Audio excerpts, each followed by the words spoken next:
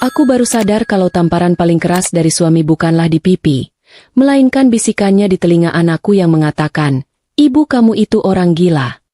Sebelum kita mulai lebih lanjut, yuk, tekan tombol suka, serta tombol subscribe agar tidak ketinggalan kisah menarik lainnya. Dan jangan lupa absen asal kota Bapak Ibu di kolom komentar. Semoga rezeki kita semua dilancarkan, kesehatan kita diberkahi, dan keluarga kita selalu harmonis dalam lindungannya. Amin. Suara pecahan kaca itu masih terngiang jelas di telingaku, lebih nyaring dari detak jantungku sendiri. Aku berdiri mematung di ambang pintu kafe yang pencahayaannya remang-remang, menatap Aris yang sedang menggenggam mesra tangan seorang perempuan muda. Mereka tampak begitu serasi, seolah dunia hanya milik mereka berdua, sementara duniaku baru saja runtuh berkeping-keping. Lucunya, di saat sesak seperti itu, aku malah sempat berpikir apakah sepatu hak tinggi yang dipakai perempuan itu tidak kekecilan, karena jari kakinya terlihat menjepit sangat erat seolah sedang berjuang demi nyawa. Aku menarik napas panjang, mencoba mengumpulkan sisa martabat yang berserakan di lantai kafe yang wangi kopi mahal itu. Kakiku melangkah mendekat, terasa berat seperti disemen ke lantai.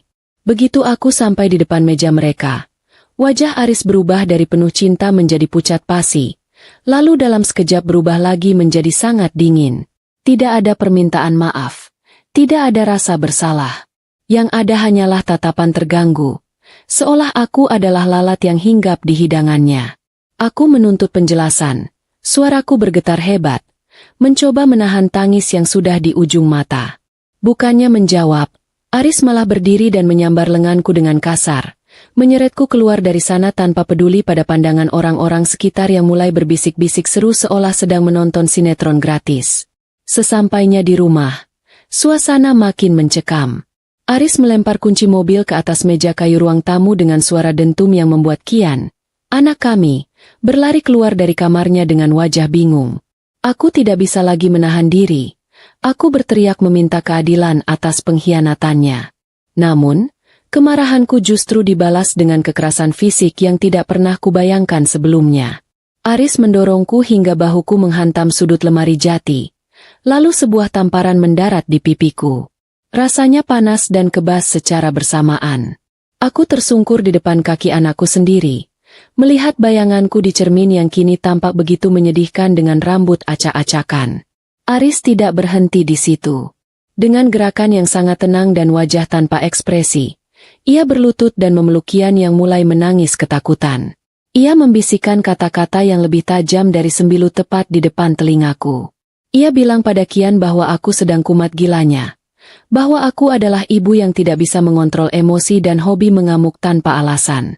Ia memutarbalikkan fakta dengan begitu halus, membuatku terlihat seperti monster di mata darah dagingku sendiri.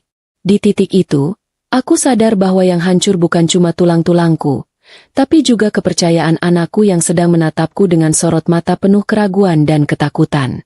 Malam itu aku tidur di lantai kamar tamu yang dingin, ditemani suara cicak yang seolah sedang menertawakan nasibku.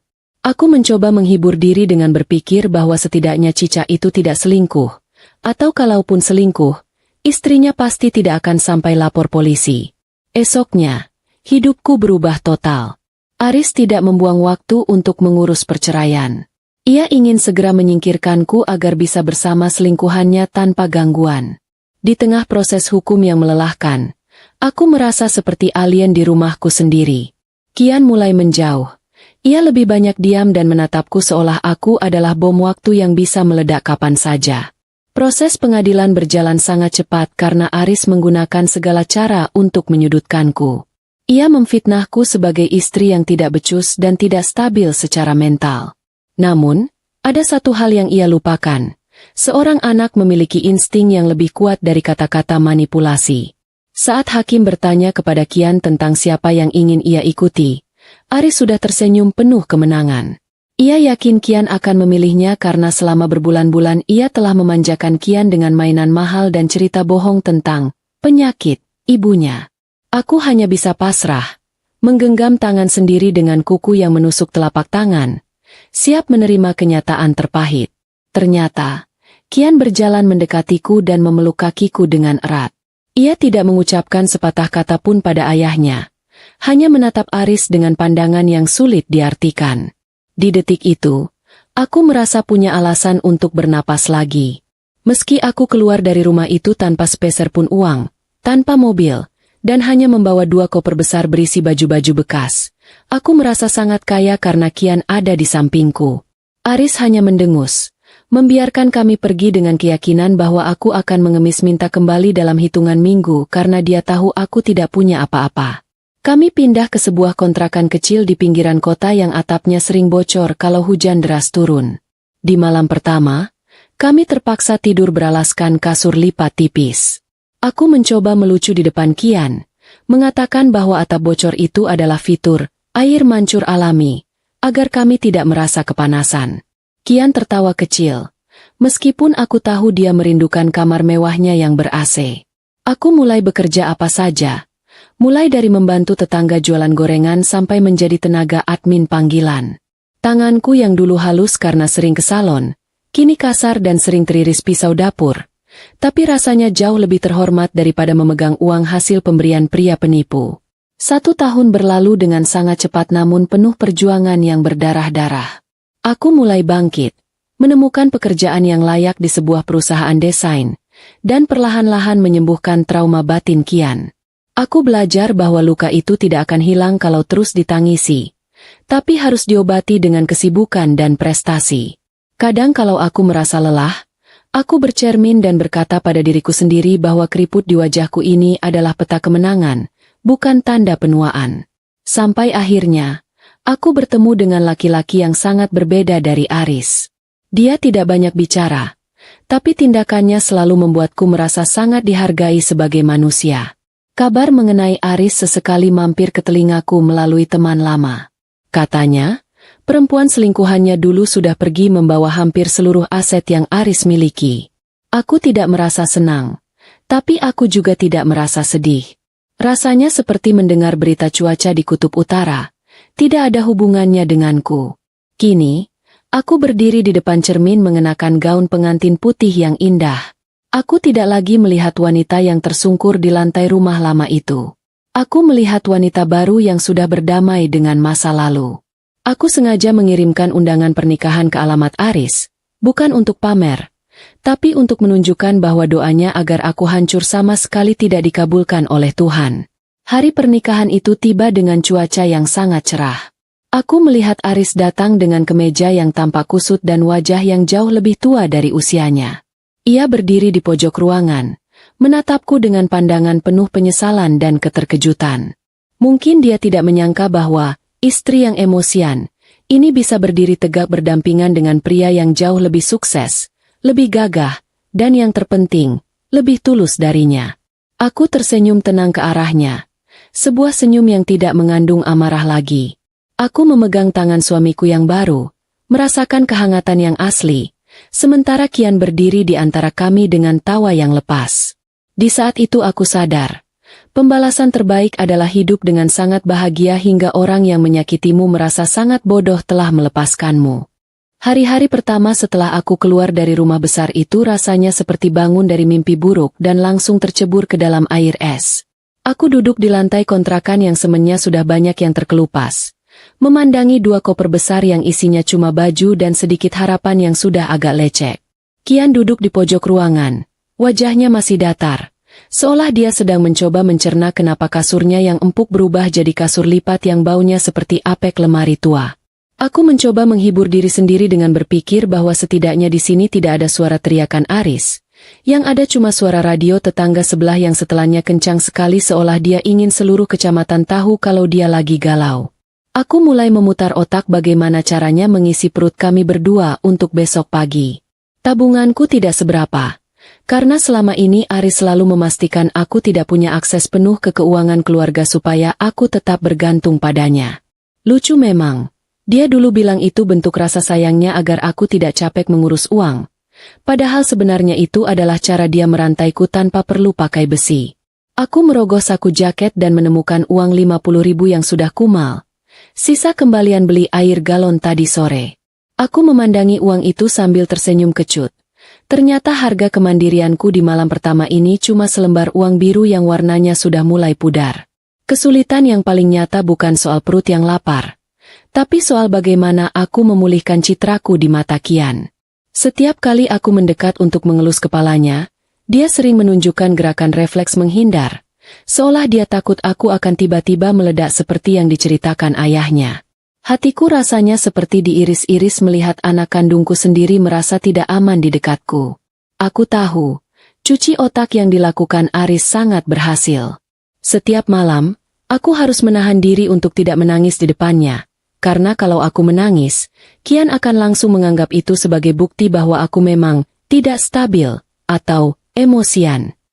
Jadi, aku memilih untuk selalu tersenyum sampai gigiku rasanya kering karena terlalu lama dipamerkan.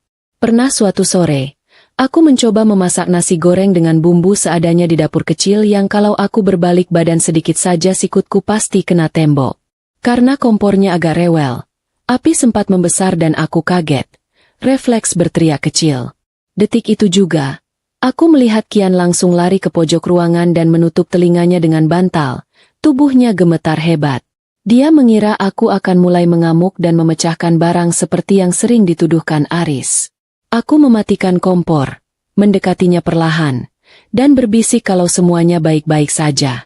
Aku butuh waktu hampir 1 jam hanya untuk meyakinkannya kalau teriakan tadi cuma karena aku kaget, bukan karena aku gila. Untuk menyambung hidup, aku mulai menawarkan jasa apa saja kepada ibu-ibu di sekitar kontrakan. Aku yang dulu biasa duduk manis di kafe sambil memegang tas bermerek, sekarang sibuk memegang sapu lidi dan membantu mencuci tumpukan baju tetangga yang tingginya sudah mirip gunung berapi.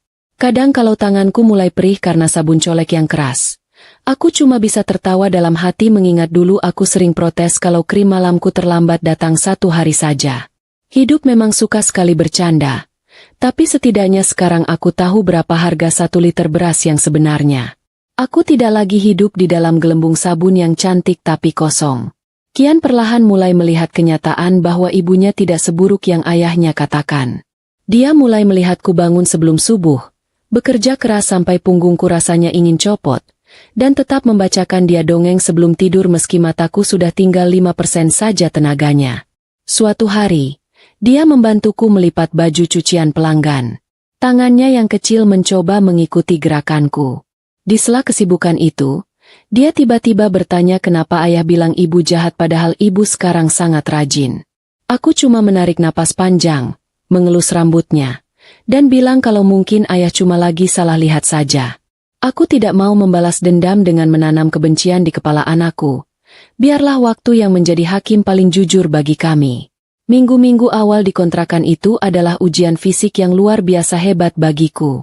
Aku yang biasanya kalau jalan sedikit saja langsung cari taksi online, sekarang harus terbiasa jalan kaki berkilo-kilometer demi menghemat ongkos angkot untuk uang jajan Kian. Pernah sekali aku kehujanan di jalan sambil membawa 2 kantong kresek besar berisi belanjaan titipan tetangga. Aku terpleset di lubang jalan dan semua belanjaan itu tumpah ke aspal yang becek. Aku duduk di pinggir jalan, basah kuyup, menatap wortel dan telur yang pecah. Rasanya ingin sekali menyerah dan menelepon Aris untuk minta maaf agar bisa kembali ke rumah mewah itu. Tapi kemudian aku teringat tatapan matanya yang dingin saat dia memukulku. Dan rasa sakit di hatiku jauh lebih perih daripada luka di lututku yang berdarah.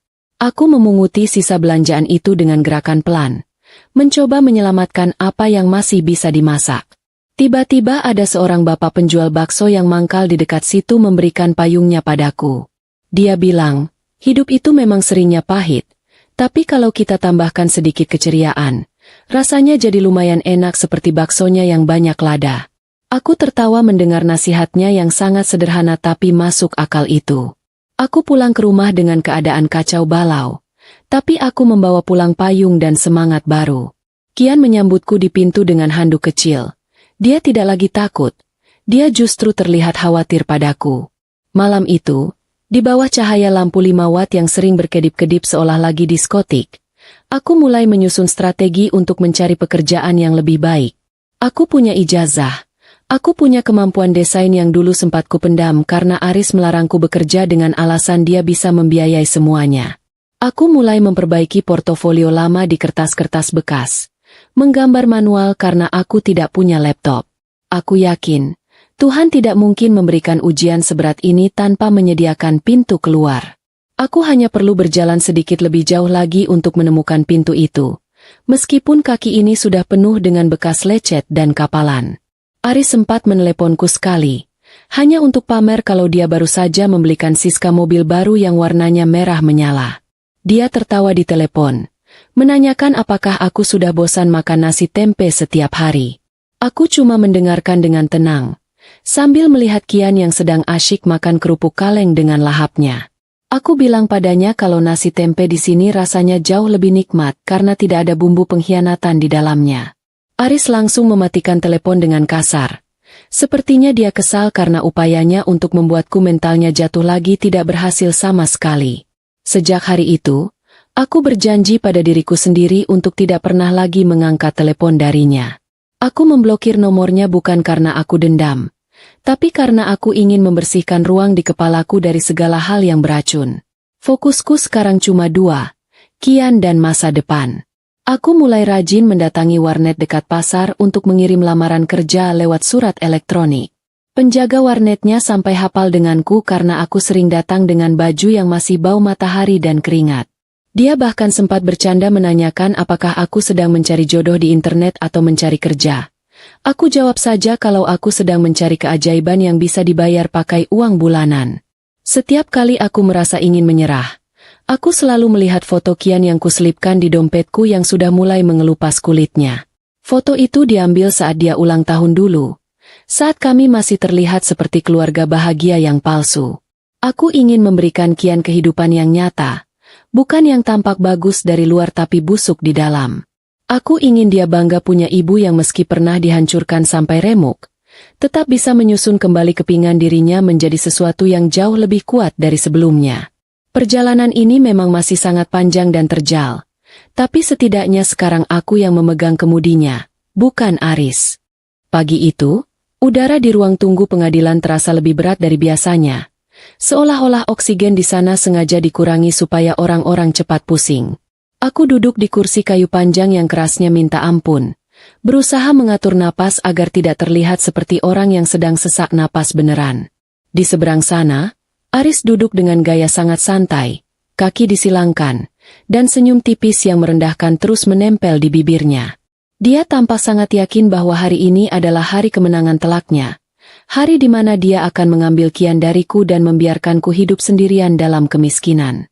Sesekali dia melirik jam tangannya yang berkilau, seolah ingin pamer bahwa waktu bagi orang kaya sepertinya jauh lebih berharga daripada waktuku.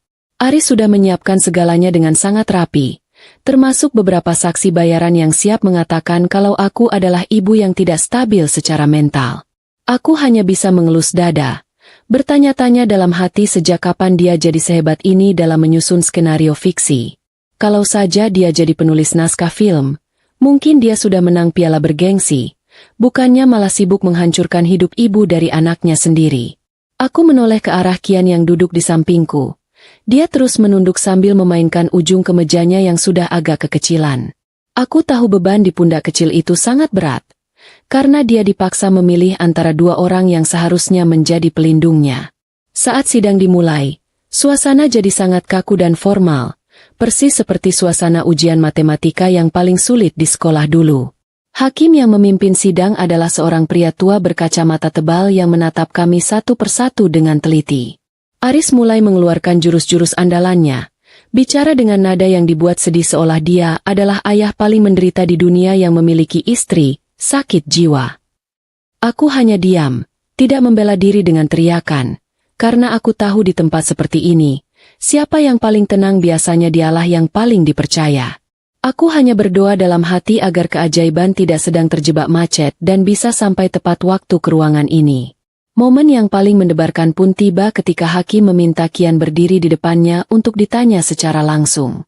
Aku merasa duniaku seolah berhenti berputar. Suaranya cuma terdengar dengung di telingaku. Aris memberikan tatapan penuh kode pada Kian. Tatapan yang seolah menjanjikan semua mainan di dunia kalau Kian memilih ikut dengannya. Aku melepaskan genggaman tanganku dari pundak Kian, memberinya ruang untuk bicara jujur tanpa tekanan dariku. Aku sudah ikhlas, kalau memang Kian lebih memilih kemewahan bersama ayahnya. Aku akan merelakannya demi masa depannya. Meski itu artinya hatiku akan tercabik-cabik lagi sampai tidak berbentuk. Hakim bertanya dengan suara lembut kepada Kian. Siapa yang dia rasa paling bisa membuatnya merasa aman dan nyaman selama ini? Kian terdiam cukup lama. Ruangan itu jadi sunyi senyap sampai suara detak jam dinding pun terdengar seperti suara palu godam. Aris sudah mulai membenarkan posisi duduknya. Bersiap untuk berdiri dan merangkul Kian dengan akting ayah terbaiknya. Namun, jawaban Kian justru membuat Aris seolah tersambar petir di siang bolong. Kian bilang dengan suara kecil tapi tegas, kalau dia ingin ikut ibu karena ibu tidak pernah memukul siapapun saat marah, dan ibu selalu ada saat dia terbangun karena mimpi buruk. Wajah Aris yang tadinya penuh kemenangan langsung berubah jadi merah padam. Otot rahangnya mengeras sampai terlihat seperti ingin meledak. Dia mungkin tidak menyangka kalau anak berumur 7 tahun bisa melihat melampaui tumpukan mainan dan janji-janji palsu. Pengacara Aris mencoba menyela, mengatakan kalau Kian mungkin sudah dipengaruhi olehku, tapi hakim mengangkat tangan menyuruhnya diam. Keputusan sudah bulat. Hak asuh Kian jatuh ke tanganku. Aku langsung memeluk Kian erat-erat. Air mataku tumpah bukan karena sedih, tapi karena rasa syukur yang tak terhingga. Di balik punggung Kian, aku sempat melihat Aris menatap kami dengan penuh kebencian sebelum dia keluar dari ruangan itu dengan langkah kasar.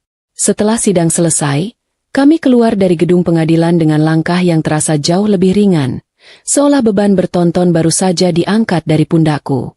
Aris mencegat kami di parkiran.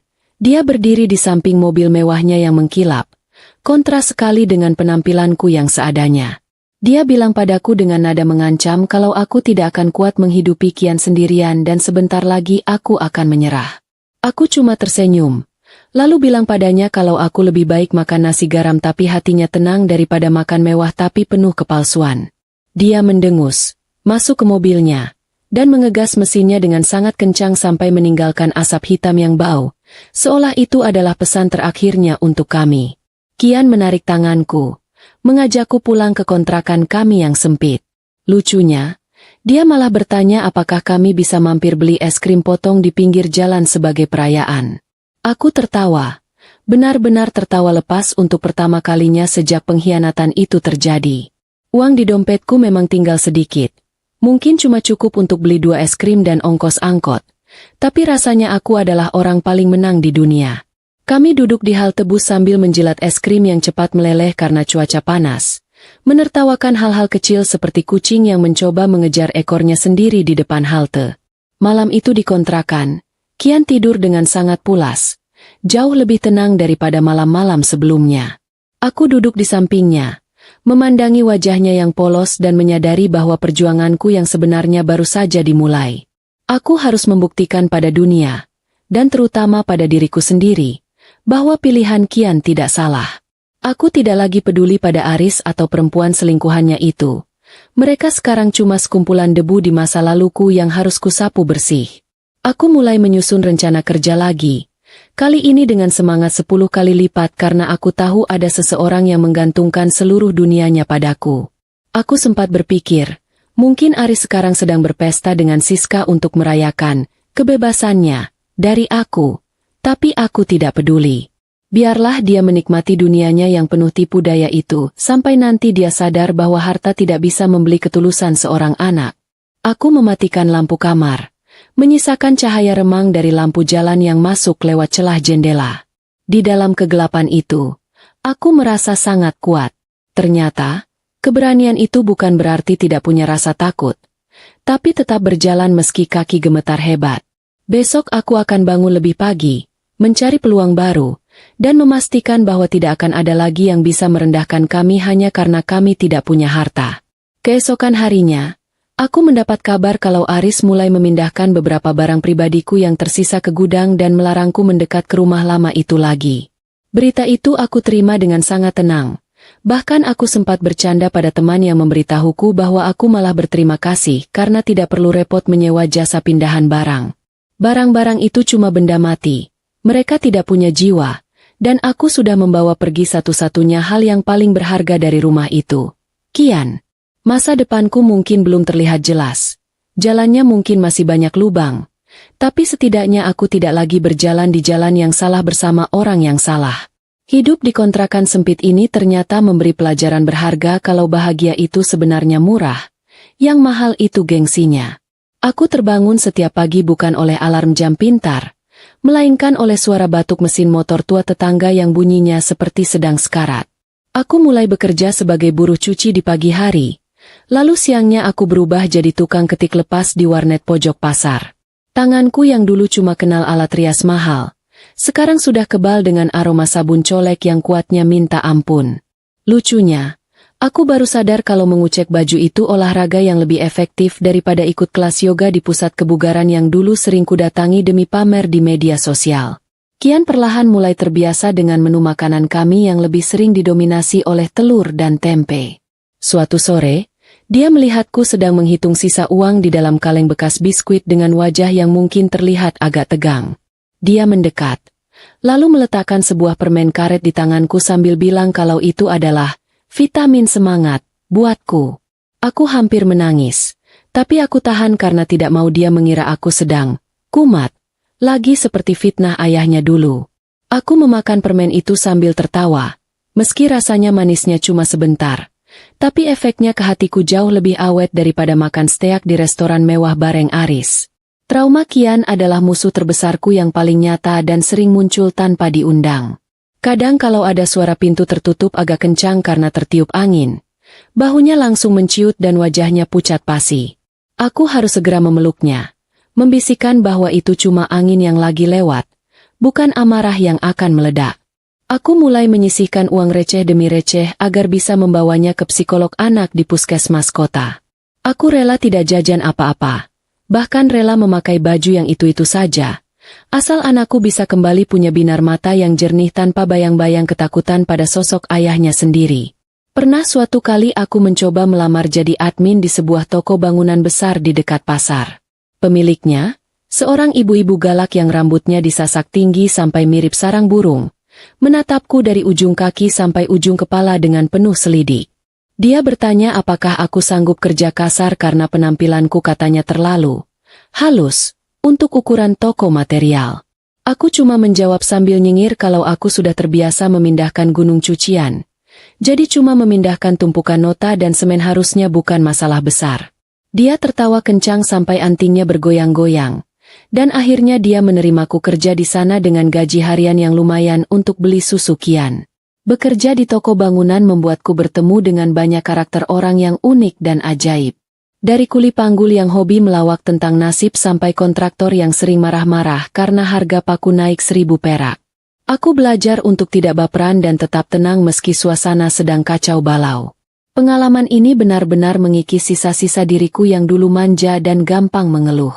Ternyata, debu semen itu tidak sejahat debu pengkhianatan yang dulu menyesakkan dadaku.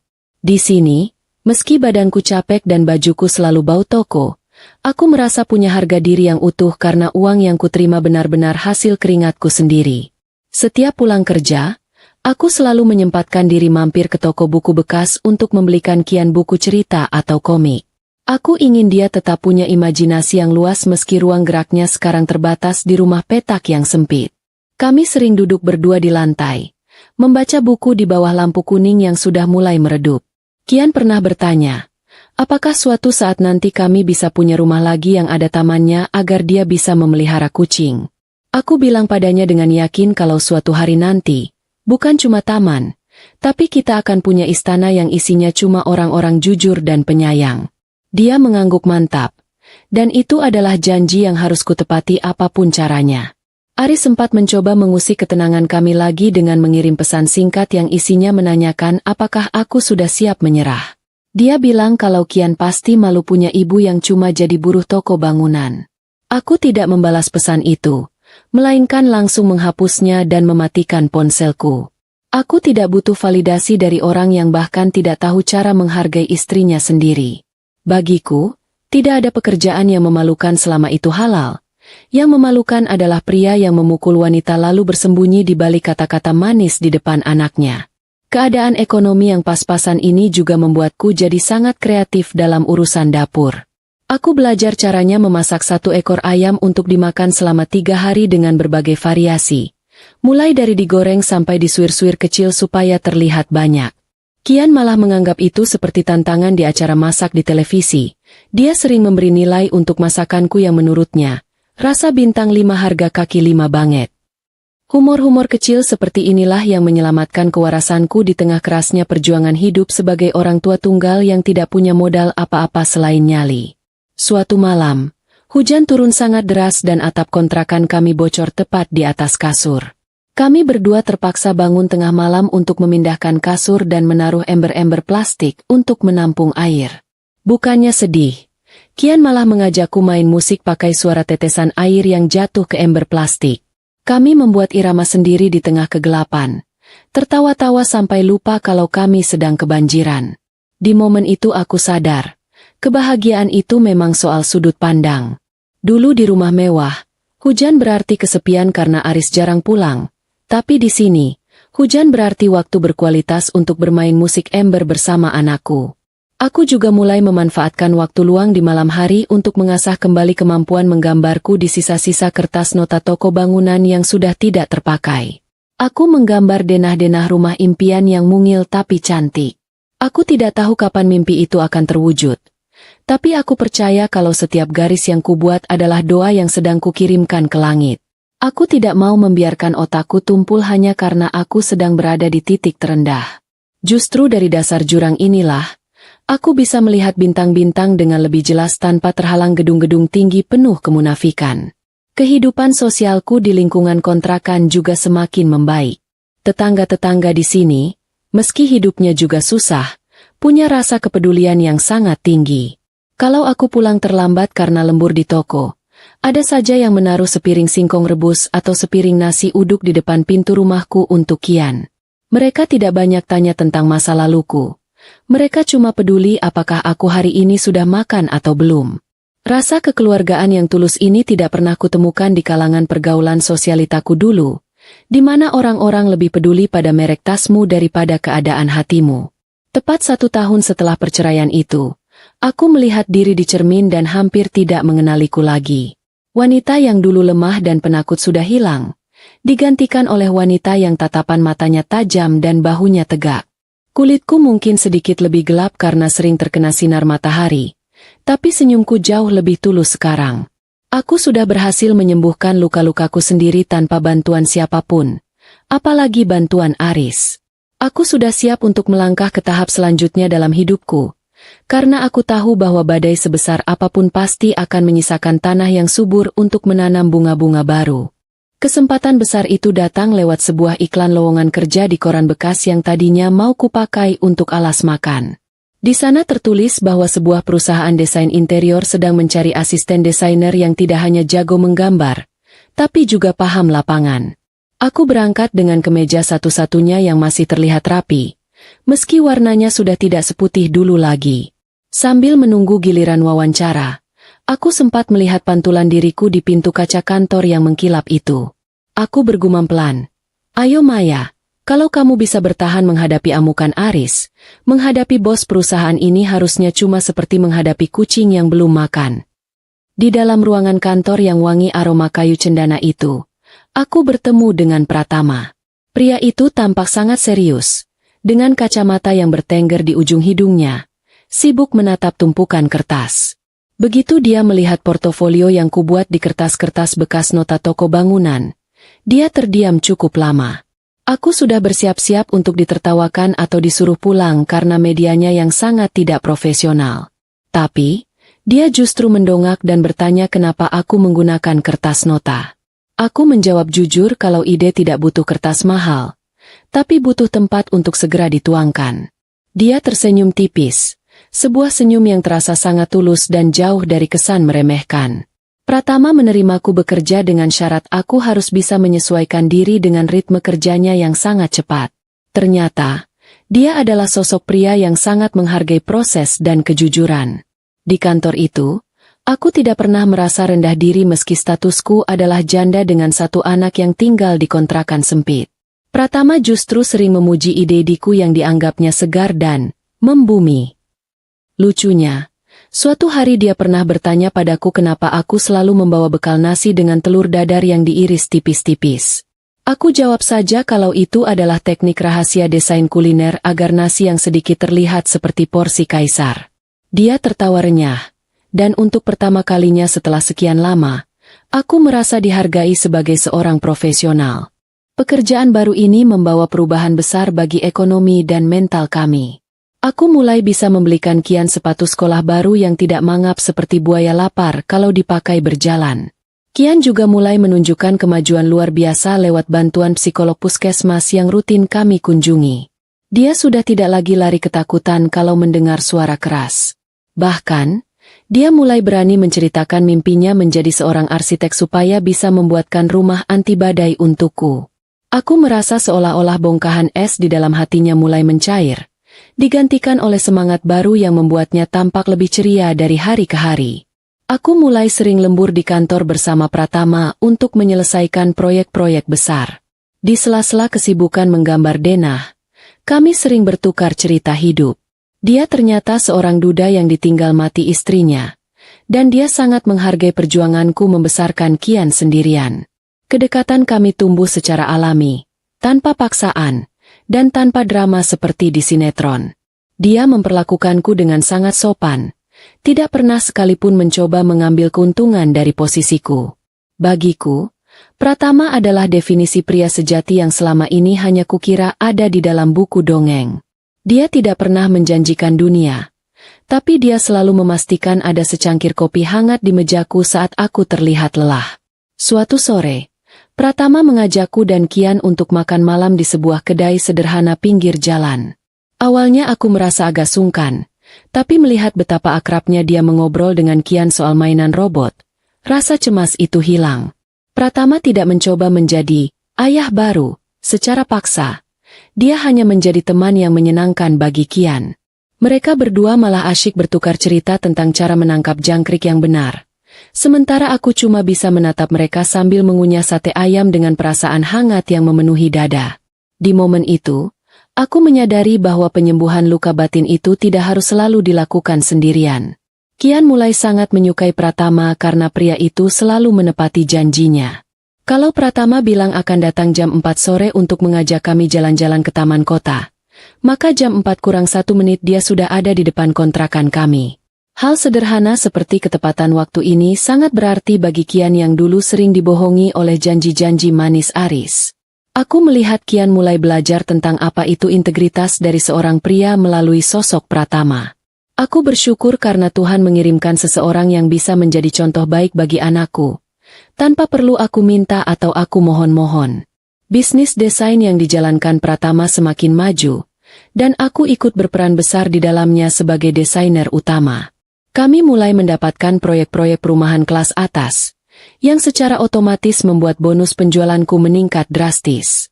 Aku akhirnya bisa menabung untuk menyewa rumah yang lebih layak, yang ada tamannya sesuai keinginan Kian. Saat kami pindah dari kontrakan sempit itu, aku tidak merasa sedih sama sekali. Kontrakan itu sudah memberikan pelajaran tentang arti bertahan hidup, dan sekarang saatnya aku belajar tentang arti hidup yang sesungguhnya. Aku membawa semua kenangan pahit itu dan membuangnya ke tempat sampah, hanya membawa tawa Kian bersamaku. Di rumah baru kami yang asri, aku mulai menata hidup dengan lebih teratur. Aku memiliki ruang kerja sendiri yang nyaman, di mana aku bisa menggambar dengan tenang tanpa perlu takut atap bocor. Kian sudah punya kamar sendiri yang dipenuhi dengan buku-buku dan perlengkapan sekolah yang layak. Dia sudah menjadi anak yang percaya diri lagi, sering bercanda, dan tidak lagi menatapku dengan sorot mata ragu. Citraku di mata anakku sudah benar-benar pulih, bukan karena aku membela diri dengan kata-kata, tapi karena dia melihat sendiri kenyataan siapa yang sebenarnya selalu ada untuknya dalam keadaan susah maupun senang. Hubunganku dengan Pratama pun semakin serius. Suatu malam di teras rumah baru, dia memegang tanganku dan bertanya apakah aku bersedia membangun masa depan bersama-sama dengannya. Dia tidak memberiku cincin berlian yang sangat besar, tapi dia memberiku sebuah komitmen yang jauh lebih berharga, rasa hormat dan perlindungan. Aku tidak langsung menjawab. Aku menatapnya dalam diam, mencari sisa-sisa keraguan di hatiku. Namun, yang kutemukan hanyalah rasa damai yang belum pernah kurasakan sebelumnya. Aku mengangguk perlahan, bukan karena aku butuh sandaran hidup, tapi karena aku ingin berbagi kebahagiaan dengan pria yang menghargai keberadaanku. Kabarnya, Aris mulai sering terlihat di klub malam, mencoba mencari pelarian dari masalah keuangannya yang mulai morat-marit. Aku mendengar itu dari seorang rekan kerja yang juga mengenal Aris, tapi aku hanya menanggapinya dengan senyum tipis. Dulu, berita seperti itu mungkin akan membuatku merasa puas atau malah sedih, tapi sekarang rasanya hambar. Aris sudah kehilangan tempatnya di kepalaku. Dia bukan lagi aktor utama, bahkan bukan lagi figuran. Dia hanyalah sebuah nama dari masa lalu yang sudah tidak punya kekuatan apa-apa untuk menyakitiku lagi. Aku sudah terlalu sibuk merencanakan masa depan untuk sekadar menoleh ke belakang. Persiapan pernikahan kami dimulai dengan sangat santai. Kami tidak ingin pesta mewah yang penuh kepalsuan, tapi kami ingin pesta yang hangat dan bermakna bagi orang-orang terdekat. Di tengah kesibukan mengurus catering dan undangan, aku teringat pada undangan pernikahan Aris dan Siska dulu yang sengaja dipamerkan kepadaku untuk menyakiti hatiku. Aku tersenyum licik. Sebuah ide humoris muncul di kepalaku. Aku memutuskan untuk mengirimkan satu undangan ke alamat Aris. Bukan karena aku ingin pamer kemewahan, tapi aku ingin dia melihat dengan mata kepalanya sendiri, bahwa wanita yang dulu dia pukul dan dia hina, kini telah menjadi perhiasan berharga di tangan pria yang jauh lebih mulia darinya. Karma itu tidak pernah datang terlambat. Dia hanya menunggu waktu yang paling pas supaya efeknya terasa maksimal. Sementara aku sedang sibuk menata taman di rumah baru, di belahan kota yang lain, kehidupan Aris mulai menunjukkan tanda-tanda keretakan yang serius. Siska, perempuan yang dulu dianggapnya sebagai bidadari penyelamat, mulai menunjukkan wajah aslinya yang lebih mirip penagih hutang kelas kakap. Aris yang dulu begitu berkuasa, sekarang mulai tampak seperti kerupuk yang terendam air, lembek dan kehilangan kegarangannya. Lucunya, aku mendengar kabar kalau dia mulai sering bicara sendiri di depan cermin. Mungkin sedang berlatih akting jadi orang kaya lagi demi menutupi rasa malunya. Siska ternyata bukan tipe perempuan yang mau diajak hidup susah. Apalagi kalau cuma diajak makan cinta yang sudah basi. Dia mulai menuntut berbagai macam kemewahan yang sebenarnya sudah mulai sulit dipenuhi oleh Aris, karena bisnisnya yang terus merosot. Aris, yang dasarnya memang ingin terlihat hebat di depan selingkuhannya, mulai melakukan kesalahan fatal dengan menggadaikan aset-aset kantor demi memuaskan nafsu belanja Siska. Dia pikir dia bisa menutupi lubang itu dengan keuntungan proyek berikutnya. Padahal dia lupa kalau bisnis itu butuh otak, bukan cuma butuh gaya dan mulut besar. Aku hanya bisa membayangkan betapa pusingnya dia sekarang, mencoba menyeimbangkan harga diri yang setinggi langit dengan isi dompet yang sedalam sumur kering. Suatu hari, seorang teman lama bercerita bahwa Aris mulai meminjam uang ke sana kemari dengan alasan modal usaha. Padahal sebenarnya uang itu habis dipakai Siska untuk beli tas bermerek terbaru. Aku tertawa kecil mendengarnya, bukan karena jahat, tapi karena teringat bagaimana dulu dia menuduhku sebagai beban keuangan keluarga hanya karena aku minta uang untuk beli susu Kian. Sekarang dia benar-benar menggendong beban yang sesungguhnya. Sebuah beban yang memakai lipstik mahal dan hobi minta liburan ke luar negeri. Rasanya seperti menonton komedi putar yang tidak ada habisnya. Bedanya kali ini aku bukan penumpangnya, melainkan penonton yang duduk manis sambil makan kacang. Strategi Siska untuk menguras harta Aris ternyata sangat halus dan terencana. Jauh lebih rapi daripada caraku melipat baju dulu. Dia berhasil membujuk Aris untuk membalik nama sebuah ruko dan apartemen atas namanya dengan alasan agar tidak disita bank kalau sewaktu-waktu bisnis Aris bangkrut. Aris yang sudah telanjur cinta mati atau mungkin telanjur kehilangan logika, menurut saja seperti kerbau yang dicocok hidungnya. Dia merasa sedang melakukan tindakan heroik demi masa depan cintanya, padahal dia sebenarnya sedang menggali kuburannya sendiri. Di titik ini, aku sadar kalau kebodohan pria yang sedang jatuh cinta pada orang yang salah itu memang tidak ada obatnya. Bahkan dokter spesialis pun pasti angkat tangan. Keadaan di kantor Aris juga semakin kacau karena dia sering mangkir kerja demi menemani Siska belanja, atau sekadar menenangkan perempuan itu yang sering mengancam akan pergi kalau tidak dibelikan barang baru. Karyawan-karyawannya mulai banyak yang mengundurkan diri karena gaji sering terlambat dibayar. Aris mulai kehilangan kepercayaan dari rekan bisnisnya. Persis seperti dia kehilangan kepercayaan dariku dulu. Bedanya, rekan bisnisnya tidak akan memaafkannya hanya dengan janji manis. Mereka menuntut hasil dan uang kembali. Aku membayangkan Aris sekarang setiap kali teleponnya berdering pasti jantungnya mau copot. Takut kalau yang menelepon adalah orang yang mau menagih hutang. Kian sesekali masih bertanya tentang ayahnya, terutama saat dia melihat teman-temannya di sekolah dijemput oleh ayah mereka dengan mobil bagus.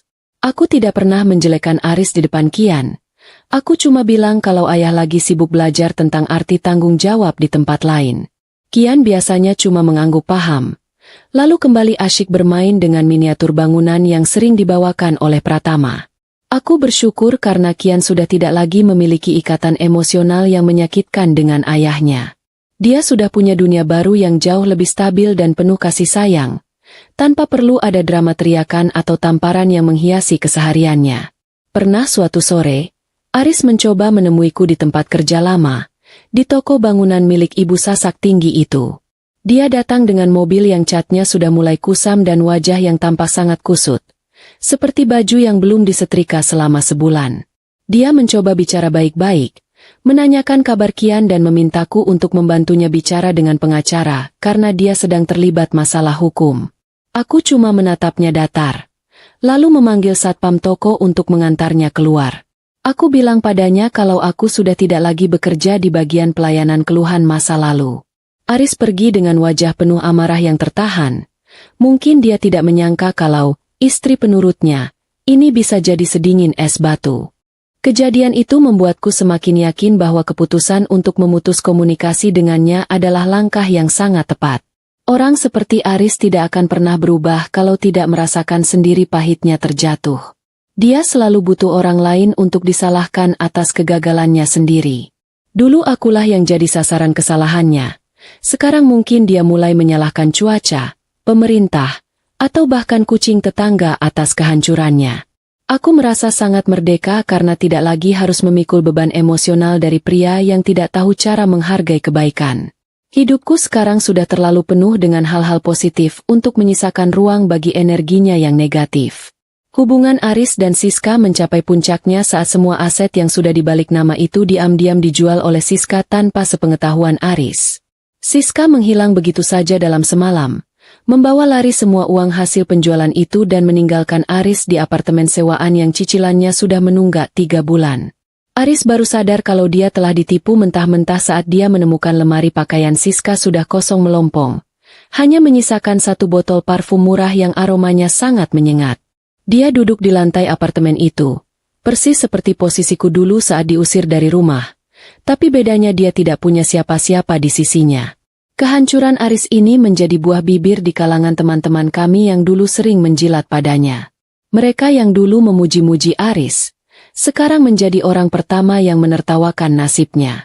Itulah bedanya teman karena harta dan teman karena hati. Aku hanya bisa mengurut dada mendengar betapa kejamnya pergaulan dunia itu. Untungnya, aku sudah lama keluar dari lingkaran setan itu. Aku sekarang punya lingkungan yang lebih sederhana namun jauh lebih jujur. Aku belajar bahwa jatuh itu sakit, tapi jauh lebih sakit kalau kita jatuh karena dikhianati oleh orang yang kita bela mati-matian di depan istri sah kita sendiri. Sekarang, setiap kali aku melihat Kian tertawa lepas bersama Pratama, aku merasa sangat bangga pada diriku sendiri. Aku sudah berhasil melewati badai tanpa harus menjadi jahat. Aku membiarkan semesta yang bekerja mengurus Aris dengan caranya sendiri yang sangat kreatif. Tugasku hanyalah memastikan bahwa masa depan kami berdua tetap bersinar. Aku mulai menyiapkan desain undangan pernikahanku dengan Pratama, memilih warna emas yang elegan namun tetap simpel. Aku ingin undangan itu terlihat berkelas, sebuah simbol bahwa kehidupan baruku telah dimulai dengan sangat anggun, jauh meninggalkan puing-puing masa lalu yang sudah tidak ada harganya lagi. Aku tahu, saat undangan itu nanti sampai di tangan Aris, itu akan menjadi tamparan yang lebih keras daripada yang pernah dia berikan padaku. Bukan karena aku ingin balas dendam dengan kekerasan, tapi aku ingin dia melihat bahwa kebahagiaan itu adalah hak milik orang-orang yang mau berusaha dan setia. Aku sudah siap untuk babak selanjutnya dalam hidupku. Aku sudah siap untuk berdiri di atas pelaminan, digandeng oleh pria yang tidak hanya mencintaiku, tapi juga menghormati setiap jengkal luka yang pernah ada di tubuh dan jiwaku. Masa lalu itu sudah tamat, dan aku sedang menulis akhir yang bahagia untuk ceritaku sendiri. Pratama masuk ke dalam hidupku bukan seperti badai yang memporak-porandakan, tapi seperti sinar matahari pagi yang pelan-pelan menghangatkan lantai dingin di rumahku. Dia tidak pernah datang dengan janji-janji manis yang melangit, melainkan dengan tindakan nyata yang membumi, seperti tiba-tiba memperbaiki keran airku yang bocor tanpa perlu diminta. Lucunya, saat pertama kali dia mencoba membetulkan keran itu, dia malah kecipratan air sampai ke meja mahalnya basah kuyup. Aku tertawa sampai sakit perut melihat bos besar yang biasanya terlihat sangat berwibawa di kantor. Kini tampak seperti anak kecil yang kalah main perang-perangan air. Pratama cuma nyengir sambil mengusap wajahnya dengan sapu tangan, dan di detik itu aku tahu, dia adalah pria yang sangat manusiawi. Kehadirannya di sisi Kian adalah hal yang paling membuatku tersentuh sekaligus merasa tenang. Pratama memperlakukan Kian dengan sangat tulus, bukan sebagai anak dari calon istrinya, tapi sebagai seorang manusia kecil yang butuh arahan. Dia mengajari Kian cara bermain catur dengan sabar, tanpa pernah sekalipun meremehkan saat Kian melakukan langkah yang salah. Kalau Aris dulu selalu menuntut Kian untuk jadi yang terbaik demi harga dirinya sendiri, Pratama justru bilang kalau tidak apa-apa sesekali kalah, asalkan kita tahu caranya bangkit lagi. Aku sering memperhatikan mereka dari kejauhan, melihat bagaimana Kian yang dulu sangat tertutup kini mulai berani tertawa lepas dan bercerita tentang cita-citanya tanpa ada rasa takut sedikit pun. Pernah suatu malam, Kian bertanya pada Pratama apakah dia akan pergi juga seperti ayah lamanya kalau nanti aku melakukan kesalahan. Pertanyaan itu sempat membuat suasana jadi hening dan menyesakkan dada. Aku menahan napas, takut kalau jawaban Pratama akan membuat Kian kembali kecewa. Tapi Pratama justru berjongkok agar tingginya sejajar dengan Kian, lalu memegang kedua pundak anakku itu sambil berkata bahwa dalam hidup, orang bisa melakukan kesalahan, tapi kasih sayang sejati tidak akan pernah pergi hanya karena 1 atau 2 hari yang buruk. Dia bilang, dia bukan sedang mencoba menggantikan siapapun. Dia hanya ingin menjadi tempat bersandar yang baru. Kian langsung memeluknya erat, dan aku harus membuang muka agar mereka tidak melihat air mataku yang tumpah karena lega. Pratama juga sangat menghormati batasan-batasanku sebagai seorang wanita yang pernah hancur karena pengkhianatan. Dia tidak pernah mendesakku untuk bercerita tentang masa lalu kalau aku belum siap, dan dia selalu memberikan ruang bagiku untuk mengambil keputusan sendiri dalam pekerjaan maupun urusan pribadi. Dia sering bercanda kalau dia ini sebenarnya cuma asisten bagiku, karena menurutnya aku adalah bos yang sesungguhnya di rumah. Humor-humor ringannya selalu berhasil memecah kebekuan setiap kali aku merasa cemas akan masa depan. Bersamanya, aku tidak perlu lagi berpura-pura menjadi sempurna. Aku bisa menjadi diriku yang apa adanya, lengkap dengan segala luka dan kekurangan yang masih dalam proses penyembuhan. Kami sering menghabiskan akhir pekan dengan melakukan hal-hal sederhana, seperti pergi ke taman kota atau sekadar mencari kuliner kaki lima yang belum pernah kami coba. Pratama ternyata punya selera makan yang sangat merakyat meski dompetnya tebalnya minta ampun.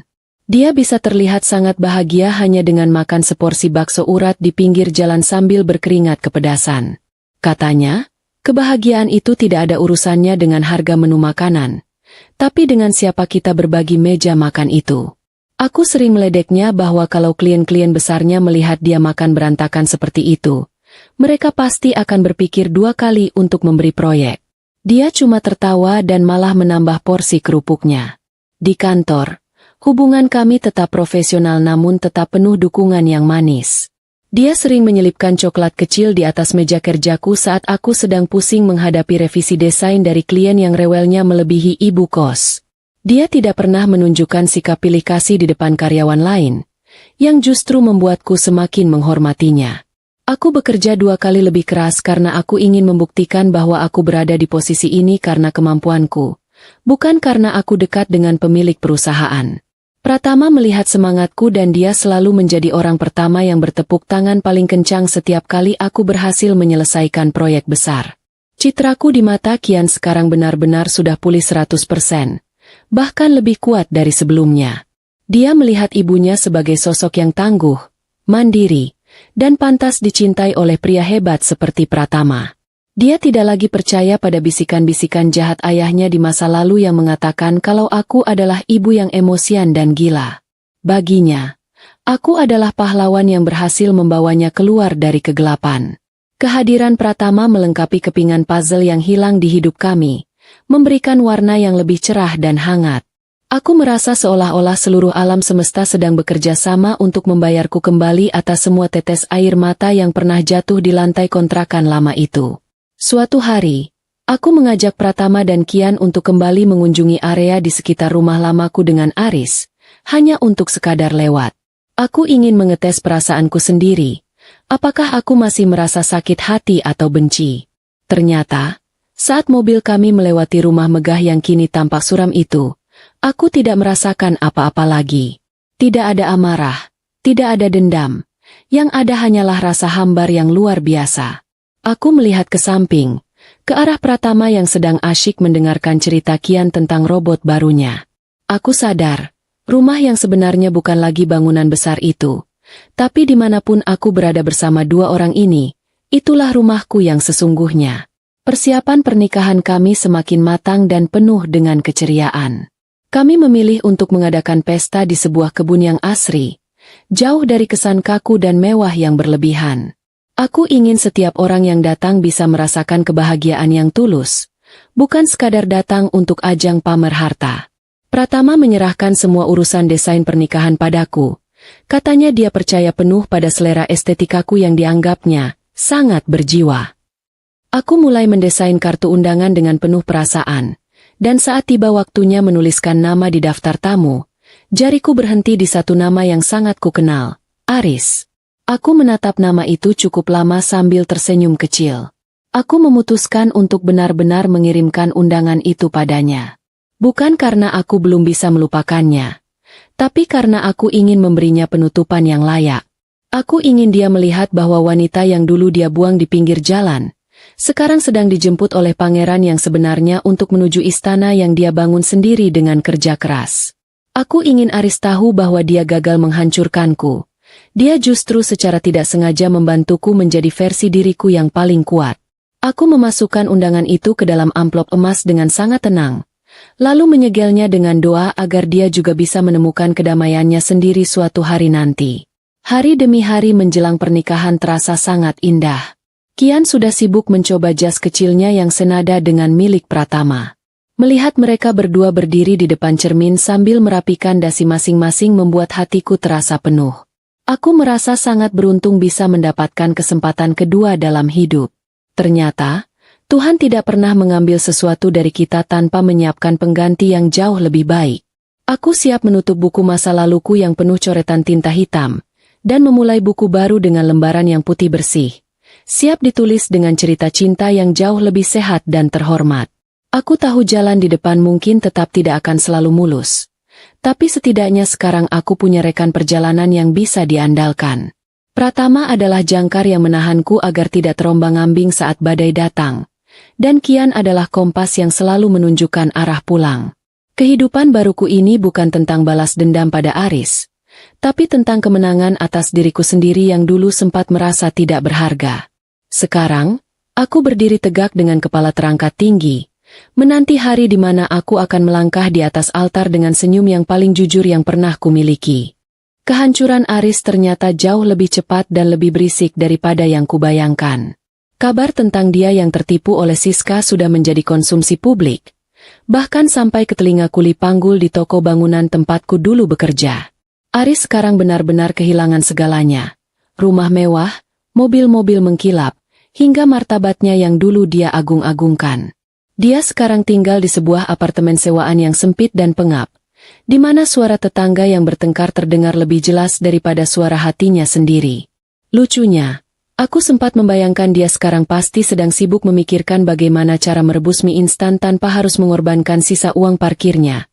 Sebuah keterampilan bertahan hidup yang dulu dia anggap sangat rendahan. Puncak dari kejatuhannya adalah ketika semua aset yang dia banggakan telah raib dibawa lari oleh Siska ke luar negeri.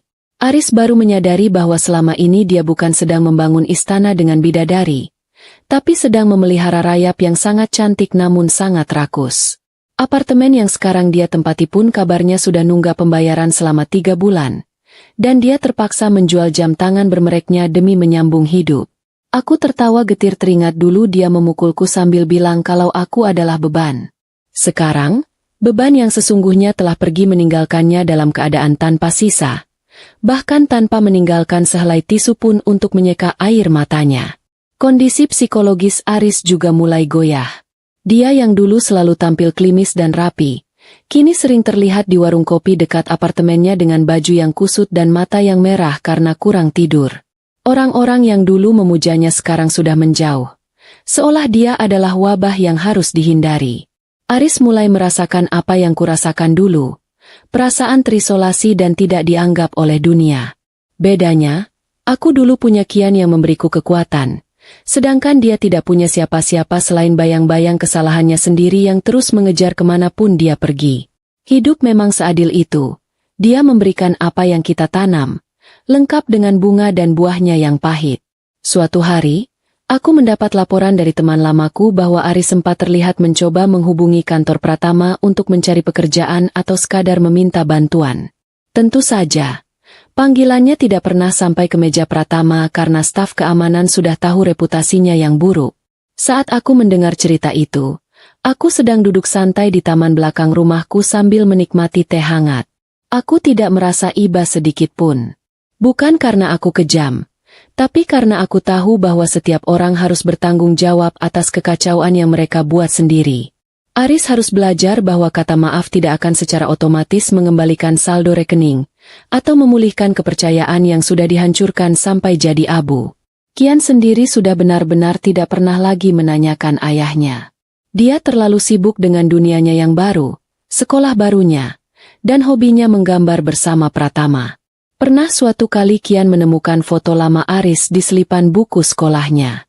Tanpa rasa benci atau dendam, dia membawa foto itu kepadaku dan bertanya apakah foto ini boleh dibuang karena dia sudah punya banyak foto baru yang lebih bagus bersama aku dan Om Tama. Aku cuma mengangguk sambil tersenyum, dan melihat anakku sendiri yang merobek foto itu lalu membuangnya ke tempat sampah adalah sebuah momen pelepasan yang sangat luar biasa. Citra Aris sebagai pahlawan di mata Kian sudah benar-benar tamat, digantikan oleh kenyataan pahit yang dia tulis sendiri. Aris mulai terjerat hutang-hutang kecil yang menumpuk, dari hutang kartu kredit sampai hutang ke teman-teman kantornya dulu. Dia terjepit di antara harga diri yang masih ingin terlihat kaya dan perut yang lapar. Kabarnya, dia sering mondar-mandir di depan rumah lama kami yang sekarang sudah dihuni oleh orang lain. Mungkin berharap ada keajaiban yang bisa memutar waktu kembali. Dia merindukan kenyamanan yang dulu aku berikan, merindukan rumah yang selalu rapi dan masakan yang selalu hangat di meja. Dia baru sadar bahwa yang dia buang dulu bukan cuma seorang istri, tapi sebuah sistem pendukung yang membuat hidupnya terlihat sempurna. Penyesalan itu datang terlambat, tepat saat semua pintu sudah tertutup dan dikunci dari dalam. Keadaan menjadi semakin dramatis saat surat undangan pernikahanku sampai ke tangannya. Aku sengaja menggunakan jasa kurir paling mahal agar undangan itu diterima langsung olehnya. Aku bisa membayangkan wajahnya saat melihat amplop berwarna emas dengan namaku dan Pratama terukir indah di sana. Mungkin dia mengira itu adalah surat tagihan hutang baru, tapi ternyata itu adalah surat pernyataan bahwa aku telah menang telak. Undangan itu adalah tamparan halus yang tidak meninggalkan bekas memar di wajah, tapi meninggalkan luka permanen di harga dirinya. Aku ingin dia datang, bukan untuk pamer, tapi agar dia melihat bahwa wanita yang dulu dia sebut gila, kini sedang dicintai dengan sangat waras oleh pria yang jauh lebih baik darinya. Aris sempat mencoba mengirimkan pesan kepadaku setelah menerima undangan itu. Isinya sangat menyedihkan. Dia memohon maaf dan mengatakan kalau dia sangat merindukan Kian. Aku membacanya sambil mengunyah kerupuk kaleng di dapur. Merasa heran kenapa dia baru ingat punya anak setelah jatuh miskin. Aku tidak membalas pesan itu. Aku langsung menghapusnya dan memblokir nomornya. Lagi. Karena aku tidak ingin ada energi negatif yang masuk ke dalam rumahku yang sekarang sudah sangat damai. Aku tidak berhutang penjelasan apapun padanya. Bagiku, dia hanyalah orang asing yang kebetulan pernah menjadi bagian dari sejarah kelam hidupku. Di hari-hari menjelang pernikahan, aku merasa sangat tenang. Pratama sering menggodaku dengan mengatakan kalau aku adalah pengantin paling santai yang pernah dia lihat. Aku jawab saja kalau aku sudah pernah melewati neraka. Jadi urusan memilih warna bunga atau jenis catering cuma terasa seperti main simulasi masak-masakan. Kami sering tertawa bersama di tengah kesibukan persiapan. Hubungan kami yang sehat ini membuatku sadar bahwa cinta sejati itu tidak butuh drama kekerasan untuk membuktikan kekuatannya. Cinta itu justru terasa sangat tenang, aman, dan penuh rasa hormat. Hal-hal yang tidak pernah kuberikan atau kuterima selama bertahun-tahun bersama Aris. Kehancuran Aris mencapai puncaknya saat dia terpaksa keluar dari apartemennya karena benar-benar tidak bisa membayar lagi. Dia sekarang menumpang di rumah saudaranya yang sebenarnya juga tidak terlalu menyukainya karena sifatnya yang sombong dulu. Dia menghabiskan hari-harinya dengan meratapi nasib sambil melihat foto-foto kesuksesanku yang sesekali muncul di berita bisnis lokal. Dia melihatku berdiri di samping Pratama dalam acara peresmian proyek besar. Terlihat sangat cantik dan berkelas. Dia pasti tidak menyangka kalau wanita yang dulu dia dorong sampai jatuh itu bisa terbang setinggi ini. Aku menyiapkan gaun pengantinku dengan penuh sukacita. Gaun itu sangat sederhana namun elegan. Persis seperti hidupku yang sekarang. Kian juga sudah sangat antusias. Dia bahkan sudah berlatih cara berjalan yang tegak untuk mengantarku ke altar. Di saat-saat seperti ini, aku merasa semua rasa sakit yang pernah kualami dulu hanyalah pupuk agar aku bisa tumbuh menjadi bunga yang lebih kuat. Aris adalah bagian dari proses itu. Dan sekarang prosesnya sudah selesai. Dia sudah hancur oleh tangannya sendiri, oleh pilihannya sendiri, dan oleh kebohongannya sendiri. Malam sebelum pernikahan, aku duduk di teras sambil memandangi bintang. Aku berbisik pada diriku sendiri. Terima kasih Maya, karena kamu tidak menyerah saat semuanya terasa gelap. Aku sudah memaafkan diriku sendiri karena pernah bertahan begitu lama dengan pria yang salah. Dan aku sudah melepaskan semua beban masa lalu. Besok, aku akan melangkah ke babak baru, bukan sebagai korban, melainkan sebagai pemenang yang sah. Aris mungkin akan datang besok, dan aku sudah menyiapkan senyum terbaikku, senyum yang akan memberitahunya tanpa kata-kata bahwa dia sudah tidak punya tempat lagi di dunia ini, bahkan sebagai musuh sekalipun.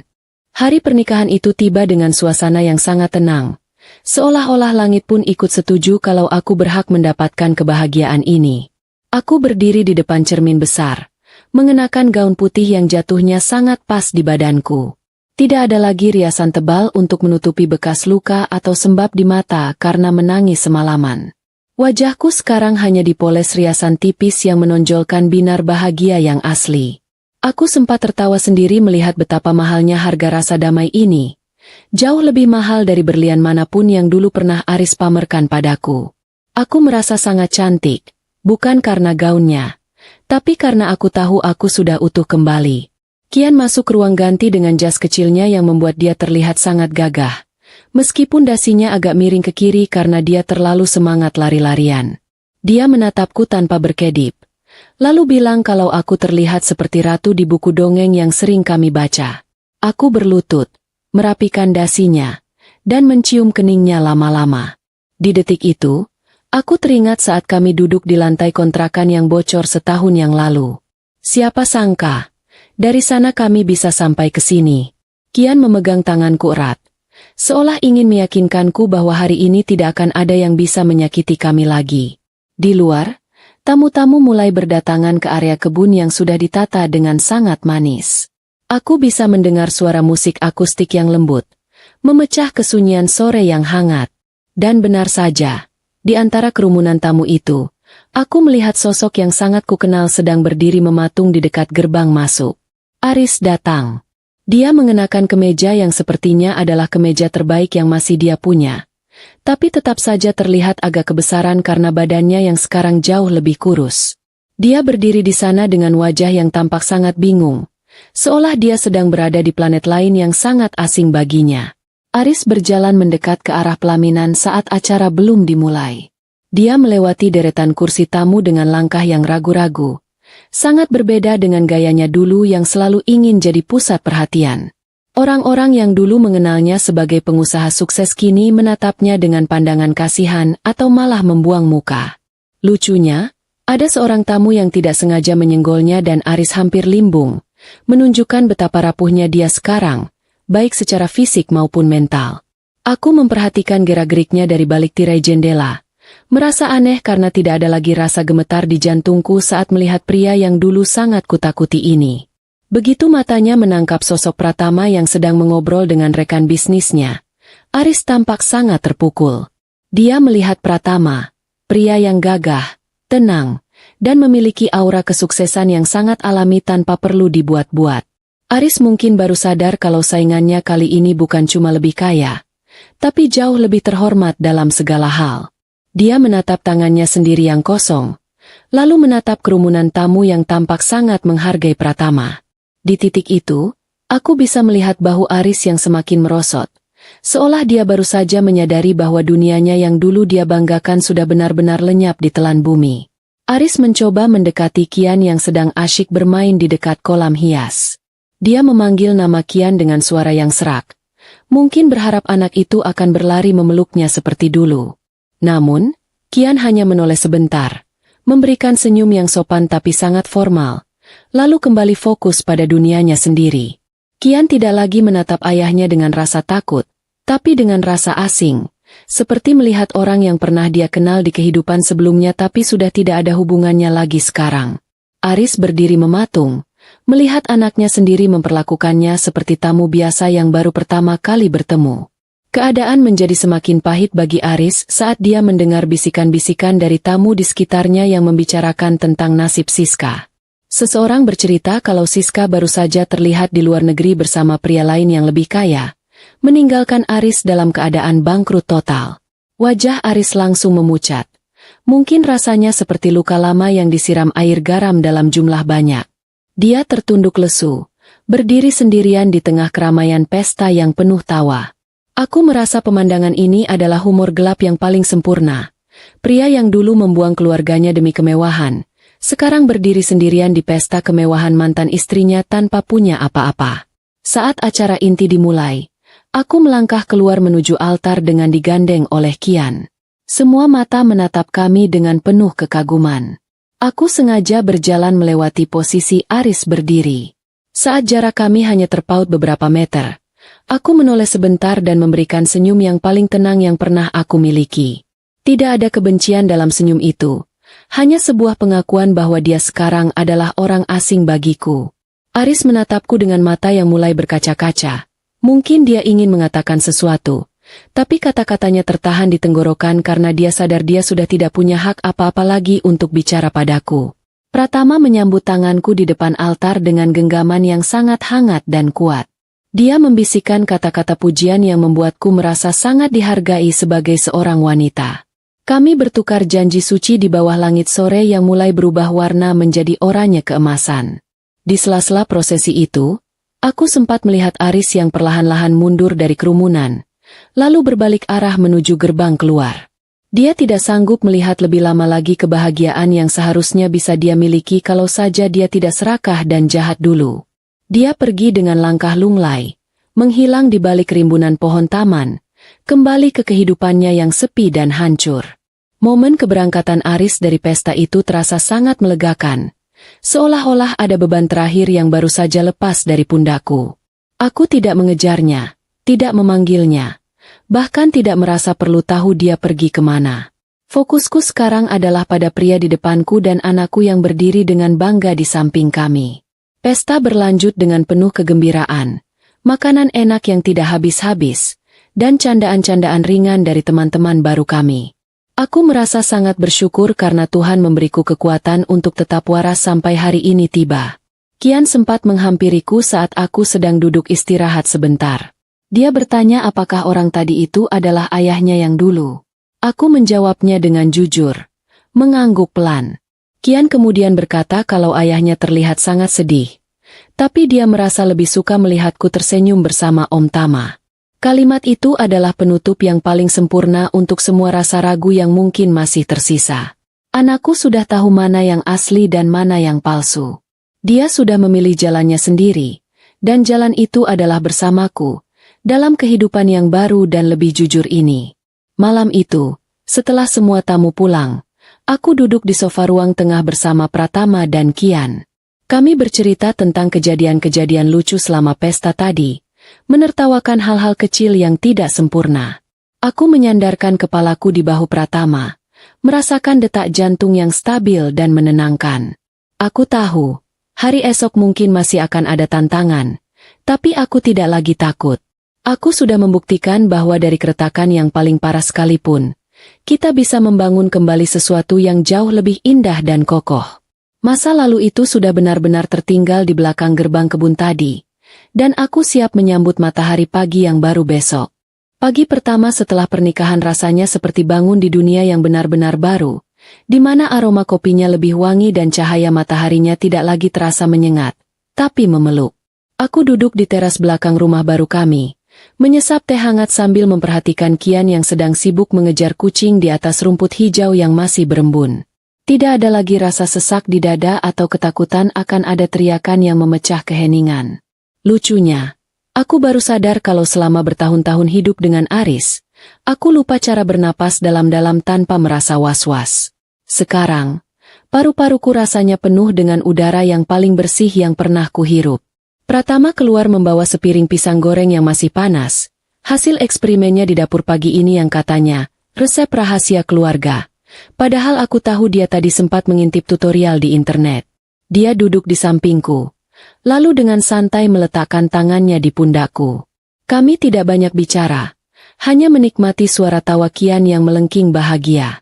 Di momen tenang seperti ini, aku teringat kembali sosok Aris yang kemarin berjalan lunglai keluar dari gerbang pesta. Aku tidak lagi merasakan dendam yang membara. Hanya ada rasa syukur karena dia telah membuangku dulu. Kalau dia tidak melakukannya, aku mungkin masih akan terjebak dalam kepalsuan yang menyesakkan itu selamanya. Kehidupan setelah pernikahan berjalan dengan sangat normal. Namun normal yang luar biasa bagiku. Pratama tetap menjadi sosok yang sama. Pria yang lebih banyak bertindak daripada bicara omong kosong. Dia benar-benar menepati janjinya untuk memberikan kasih sayang yang stabil bagi Kian. Mereka berdua sekarang punya hobi baru, membuat maket bangunan dari stik es krim setiap akhir pekan. Meja ruang tamu kami seringkali penuh dengan lem dan potongan kayu. Tapi aku tidak marah. Aku justru senang melihat rumah ini berantakan karena kreativitas dan kasih sayang. Bukan berantakan karena pecahan kaca atau barang-barang yang dilempar saat amarah meledak. Aku juga semakin berkembang di perusahaan desain kami. Proyek-proyekku sekarang bukan lagi sekadar pekerjaan, tapi sebuah karya yang memiliki jiwa. Banyak orang yang bertanya apa rahasia desainku yang selalu terasa hangat, dan aku cuma menjawab sambil bercanda kalau rahasianya adalah sedikit bumbu penderitaan masa lalu dan banyak saus kebahagiaan masa kini. Mereka tertawa. Tapi aku serius. Semua rasa sakit yang dulu kualami telah berubah menjadi empati yang luar biasa dalam karyaku. Aku belajar bahwa manusia yang pernah hancur seringkali memiliki cara pandang yang lebih indah tentang cara menyusun kembali sebuah ruang. Suatu sore, aku tidak sengaja melihat Aris di sebuah pusat perbelanjaan saat aku sedang menemani Kian membeli buku sekolah. Aris sedang bekerja sebagai tenaga promosi produk elektronik di sebuah gerai kecil. Penampilannya sangat jauh dari kata mewah. Dia memakai seragam yang tampak agak lusuh dan wajahnya terlihat sangat lelah menghadapi calon pembeli yang cerewet. Saat mata kami bertemu, Aris sempat tertegun dan menjatuhkan brosur yang dia pegang. Namun, aku hanya memberikan anggukan sopan dari jauh, tanpa berhenti untuk menyapanya. Kian yang ada di sampingku pun hanya menatapnya sekilas, lalu menarik tanganku untuk segera pergi ke toko buku. Kejadian itu membuatku sadar bahwa pembalasan yang paling elegan bukan dengan menjatuhkan orang lain, tapi dengan menunjukkan bahwa kita tetap bisa berdiri tegak dan bahagia meski tanpa mereka. Aris sekarang harus menjalani hidup yang dulu dia anggap hina, sementara aku menjalani hidup yang dulu dia anggap mustahil untuk kudapatkan. Citraku di mata Kian sekarang sudah menjadi sesuatu yang tak tergoyahkan. Kian pernah bilang padaku saat sedang mengerjakan tugas sekolah, bahwa dia ingin jadi seperti aku, orang yang tidak pernah menyerah meski badai datang menghantam. Mendengar itu, aku merasa seluruh perjuanganku selama setahun terakhir sudah terbayar lunas tanpa sisa. Hubungan kami bertiga semakin hari semakin kuat, seperti bangunan yang pondasinya dibuat dari beton kasih sayang yang paling keras. Kami sering menghabiskan waktu malam dengan mengobrol tentang apa saja, mulai dari rencana liburan sampai mimpi-mimpi Kian di masa depan. Pratama selalu mendengarkan dengan antusias, sesekali memberikan humor-humor garing yang membuat kami semua tertenggelam dalam tawa. Di rumah ini, tidak ada lagi gaslighting, tidak ada lagi manipulasi. Yang ada hanyalah kejujuran, Meskipun kejujuran itu kadang pahit atau memalukan. Kami belajar untuk saling menghormati batas dan mendukung pertumbuhan satu sama lain. Aku sering merenung, kalau saja setahun yang lalu aku memilih untuk menyerah dan kembali pada Aris demi harta, mungkin sekarang aku masih akan hidup dalam ketakutan dan kehinaan. Keputusanku untuk pergi dengan tangan kosong ternyata adalah investasi terbaik yang pernah kubuat. Aku kehilangan rumah besar, tapi aku mendapatkan harga diri. Aku kehilangan suami yang berkhianat, tapi aku mendapatkan pasangan yang setia. Dan yang paling penting, aku berhasil menyelamatkan masa depan anakku dari pengaruh buruk ayahnya.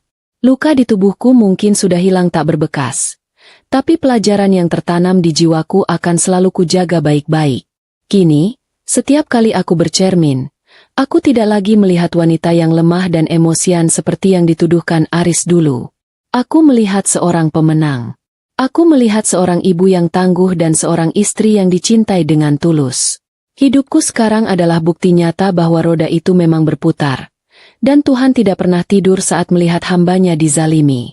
Aku tidak perlu lagi memantau kehidupan Aris atau Siska untuk merasa tenang. Fokusku sudah beralih sepenuhnya pada kebahagiaan di depan mata. Aku sudah benar-benar menutup buku masa lalu itu dan menyimpan kuncinya di tempat yang paling dalam. Hanya untuk diingat sebagai pelajaran, bukan untuk dibuka kembali. Malam ini, di bawah cahaya lampu ruang tengah yang hangat, aku melihat Pratama dan Kian sedang tertidur pulas di sofa setelah kelelahan bermain game bersama. Aku menyelimuti mereka berdua satu persatu, merasakan kedamaian yang meluap-luap di dalam dada. Aku berbisik pelan, "Terima kasih, Tuhan, karena telah mengganti retak itu menjadi permata." Aku berjalan menuju jendela, melihat bintang-bintang yang bertebaran di langit malam.